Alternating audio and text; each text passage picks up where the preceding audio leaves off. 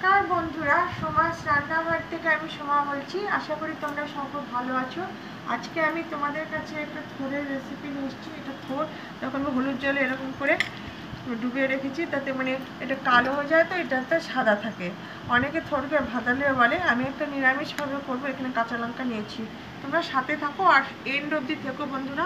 একটা লাইক দিয়ে আমার ভিডিওটা দেখা শুরু করো। আমি একটু ভাপিয়ে নেবো থোড়টা, একটুখানি জলের মধ্যে একটু ভাপিয়ে নেবো। এগুলো হলুদ দেওয়াই ছিল, একটু নুন দিয়ে নেবো।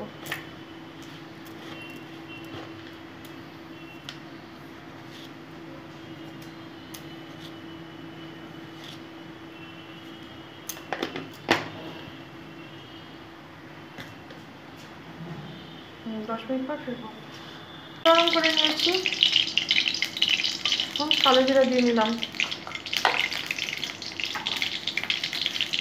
একটু শুকনো লঙ্কা ফাটিয়ে দিয়ে দিলাম। অনেকে অনেক রকমভাবে থোড় রান্না করে, আমিও করি অনেক রকমভাবে। আজকে আমি নিরামিষভাবে করছি। ছেড়ছি এখানে ভাপিয়ে রেখেছিলাম যে থোড়টা নুন হলুদ দিয়ে, সেটা দিয়ে দেবো।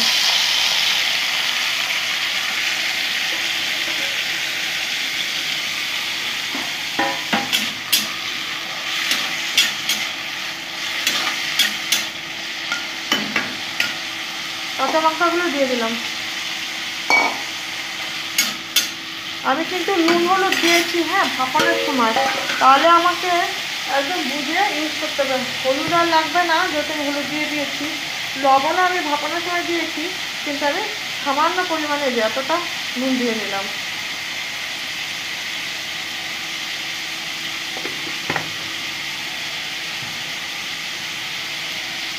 এইভাবে একবার করে দেখো বন্ধুরা, থোড় টেস্টি খুবই ভালো লাগবে। যেহেতু আমার থোড়টা ভাপানো আছে, এই জন্য আমার বেশি টাইম লাগবে না, একটু চটজলদি হয়ে যাবে। গরম ভাতের সাথে দুর্দান্ত। আর থোড় খুব উপকারী, প্রচুর আয়রন থাকে, রক্ত হয়, সুগার নিয়ন্ত্রণে থাকে। অ্যানিমিয়া রোগীদের কলার থোড় মোচা খেলে খুব ভালো। সঙ্গে থাকো। আজকে যারা নতুন দেখছো তারা আমার চ্যানেলটা সাবস্ক্রাইব করে আমাকে সাহায্য করবে এগিয়ে যেতে।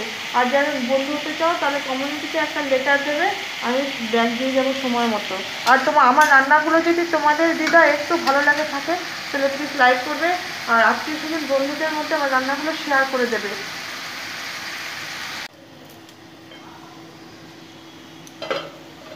বন্ধুরা, হয়ে গেছে আমার থোড় ছেঁচকি। নামানোর আগে একটু চিনি দিয়ে দেবো, সেটা অপশনাল। তোমরা ইচ্ছা হলে দিতে পারো, না ইচ্ছা হলে না দিতে পারো। এরকম নিরামিষে ছেঁচকিতে চিনি দিলে খুবই টেস্টি হয়। অবশ্যই তোমরা একবার এইভাবে থোড় ছেঁচকি বানিয়ে দেখবে, ভীষণ টেস্টি হয়। বন্ধুরা, তোমরা যে এতক্ষণ আমার সাথে ছিলে, সেই জন্য আমি ভেতর থেকে আন্তরিক শুভেচ্ছা, অনেক ভালোবাসা জানালাম। তোমরা ভালো থেকো, সুস্থ থেকো, আর আমাকে এইভাবে সাপোর্ট করে যেও। আমিও তোমাদের সাপোর্ট করে যাচ্ছি। আবার অন্য কোনো রেসিপি নিয়ে হাজির হব। তোমরা এরকম থোড় ছিচকি বানিয়ে খাবে। আসছি তাহলে। আমি এটা ঢেকে দিলাম, অফ করে দিলাম। Thank you.